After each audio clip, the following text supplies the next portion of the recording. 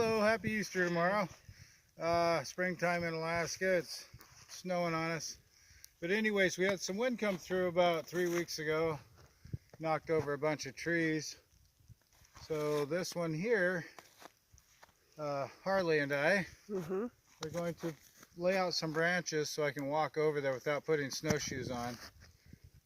Cut this free so we can hook it up to the truck, drag it out, limb it, cut it up, split it, load it back up, and take it over to a friend of ours, Steve and his family, tomorrow for Easter. So that's what we're doing, and I got a good hand here. This is my youngest son, Harley. Say hi, Harley. Hi. Hi, Harley. He's always so shy. Okay, so they're going to be taking down this dead beetle kill spruce tree here, which is caught up in that birch tree. It's a little dangerous here, but we've got to get this taken down. It's right over the road we drive on. So Jeff does not have snowshoes down here. Oh my gosh.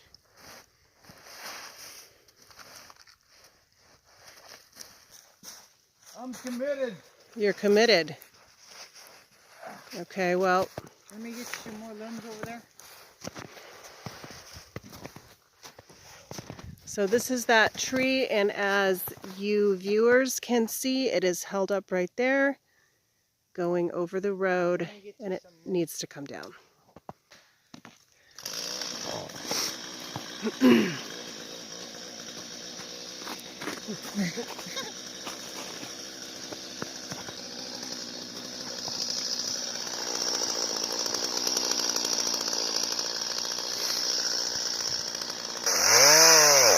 I'm gonna get back, Harley. Move. That's fine. We gotta go through.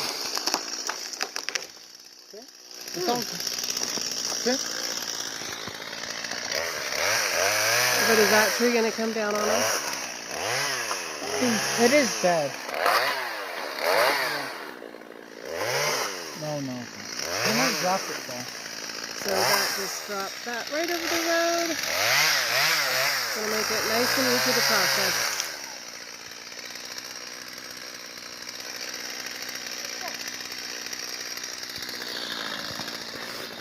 We're going to walk the tree line.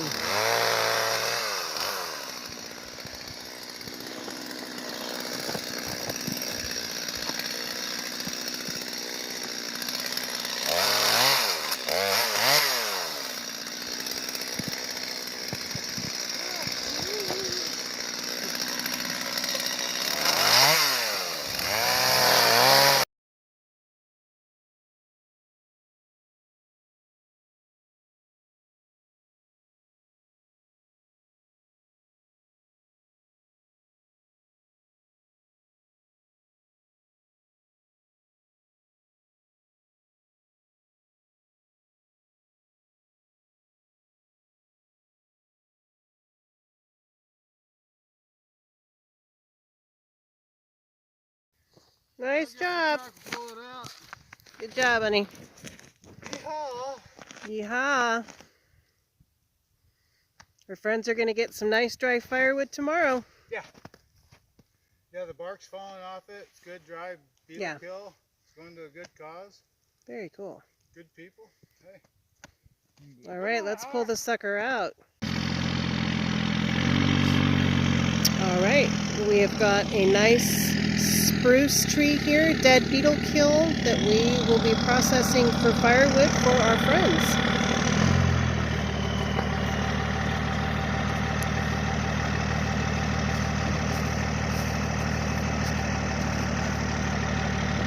We don't have our tractor running right this very minute, so this is just another way to pull some logs out when you need them for firewood. It's not the most ideal way to do it. However, sometimes you just got to do what you got to do to stay warm up here.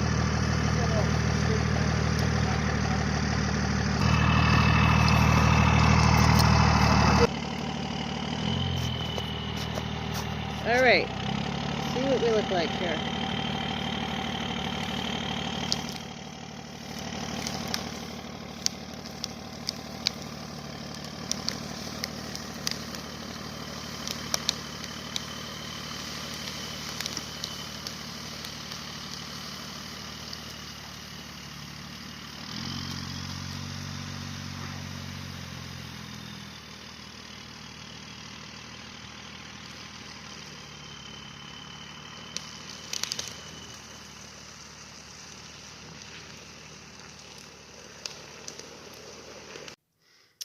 So the great thing here was he did not run into any obstacles when he was pulling this tree. So it was a nice smooth pull to the road, and when you pull logs for processing, obstacles can be a huge deal and hold up the operation. So that was a very nice clean pull, and now we are going to head to limbing the tree. Thank you, Harley. Yeah. Okay, so we're gathering firewood for this next winter and the rest of this winter. We have plenty of firewood for this year, but for next winter we need to gather more firewood. So we had a windstorm come through a few weeks ago, so this beetle kill spruce was somewhat down. It was trapped, kind of hung up in a couple other trees. So we got the tree out onto the road where we could work with it. We'll limb it. We'll take all the limbs off. We'll cut it into 15-inch, 16-inch rounds. Limb this tree up. So you're going to limb it. Yeah, which I'll you're just lop taking the limbs off. You want to get down as low as you can to the trunk of the tree. Right, kind of get these nubs off. I'll show you. If you don't nub these down all the way, they'll stick you in the hand. Right. They get hung up on the splitter. They just don't stack. I don't know. It's just worth it. Sometimes you get them, sometimes you don't. Right. And then there's a lot of branches on spruce. There is a lot of branch. That is very true. Spruce have a lot more branches than the birch. And what saw are you using there to limb your spruce tree? What's that? It's an MS 250. Okay. And Brady just cleaned the carb on it. Nice. Kind of gave it a little tune-up. Right. And you just did a review video on our other homesteading channel, Homestead Living Alaska, where you did a nice chainsaw review. So for those of you who are thinking of getting into this or buying a chainsaw, you should check that video out if you want to know more about some of his favorite chainsaws. It's just really light, you know what I mean? If you were a really strong young man, 20s, 30s, early 30s, or just a stud, you could one-hand that. Oh, you're a stud. I don't think. Yeah, you are. The shoulder. Yeah. I could have. You could. You can. Okay, so I'll limb this tree up. Okay. My assistant here, Harley, will pick up the limbs. He usually cuts, but he doesn't have his shafts. Yeah, you don't have your And chaps we're rebuilding his saw. Brady's putting a bigger piston and cylinder in it, so it's a 170. He's going to put a 180 rebuild kit in it. Oh my gosh. So we're pretty excited about that. Okay. Either it'll fail or it'll be a hot rod.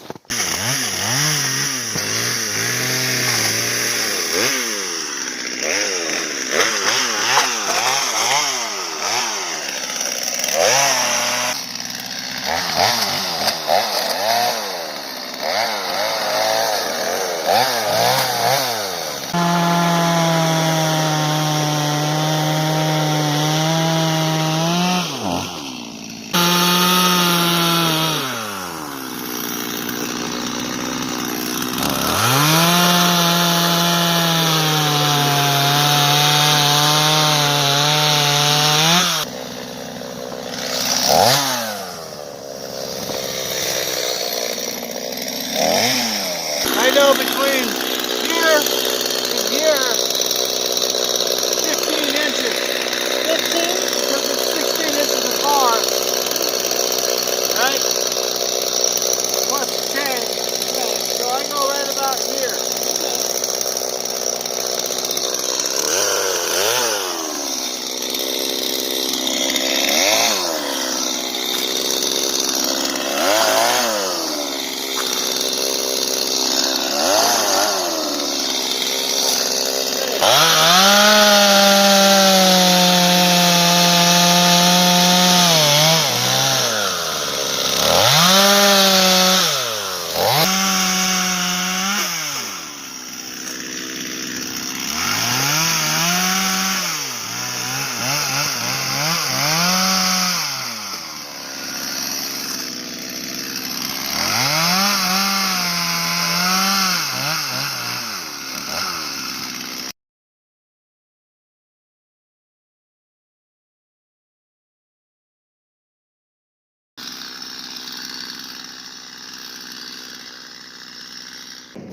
Looks good. So what, about a half hour for a tree? Mm-hmm. Yep, a half hour for that spruce tree. That's about right. It's not bad. Yeah, for pulling it out, limbing it, and lopping it. Yeah.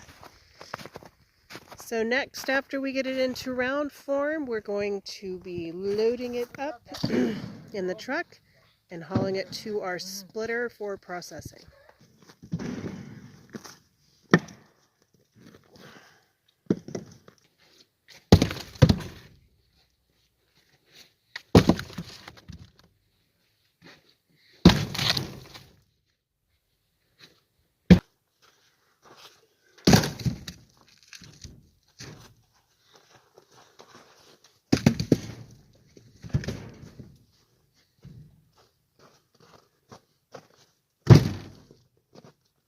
This is for the old timers.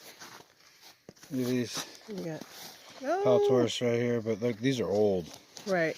I would say these are 80s, well, Oh late my 80s, gosh. 90s, Right. early 90s. Holy, and do they work is the question. Yeah, they work good. Do they work better, worse, or about the same as They're not as good as the new the new stuff. stuff? Okay. That's for sure. But the That's new a cool stuff little pinches my tidbit. fat head so bad, it's like, yeah. Yeah, that's neat. So, yeah, we'll shut this up. Yeah, take it up there, split it up. Jeff puts it in the back, gives it to Harley. Harley gives it to Hudson. Throws the lighter stuff over the edge, and we get a nice little pile of rounds stacked up for Hudson so he can efficiently split the wood.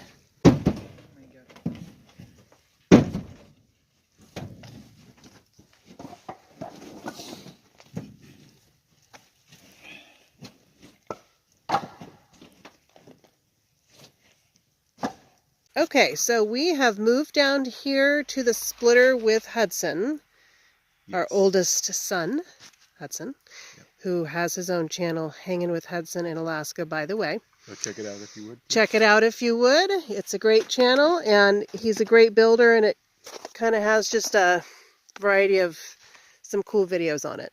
So after we unload the rounds, which we did the other day, and we kind of stack them up for Hudson, then he puts them on this splitter and he will split them. Then we throw the split wood in a pile there. Well, I throw it. You throw it, yes. Throws the split wood in the pile there, and that is officially firewood that we stack and we let dry, and that, you know, either we sell or we stack for our personal use. And that is the process. So I wanted to show you guys, we have this Champion splitter, and this thing, an honest review, is quite amazing. What do you think about the splitter, Hudson? Because you're working with it a lot. Right. How many cords do you think this Champion splitter has done? Oh, well over 100. Okay. So It's pretty impressive. What did we pay for this? Do you remember? paid $1,600 for it. About $1,600. I think. And it's, I could yeah, be that's wrong. about right. And it has Don't quote me on that. done over at least 100 cords, like Hudson said. So what is one main safety tip you can give the viewers who may want to be doing this one day? Okay. All What's your safety tip? right. Don't ever put your fingers in front of the log. Right. Always want them on the top, Okay. side, you know, Right. You never Not in want the 'em- front. up here, because that's where you could lose digits. Absolutely. And another thing is don't do it. No, I'm just kidding. That's true, because sometimes when you're splitting for hours and hours, you kind of just, your mind might travel and wander, and you just don't think about your hands, and whoops. You gotta always think about your hands. Right. Always think about your hands. Always know where they're at. So that's a very good tip here. All right. I'm going to film you starting up the splitter so they can see how that's done. So earmuffs on for ear protection.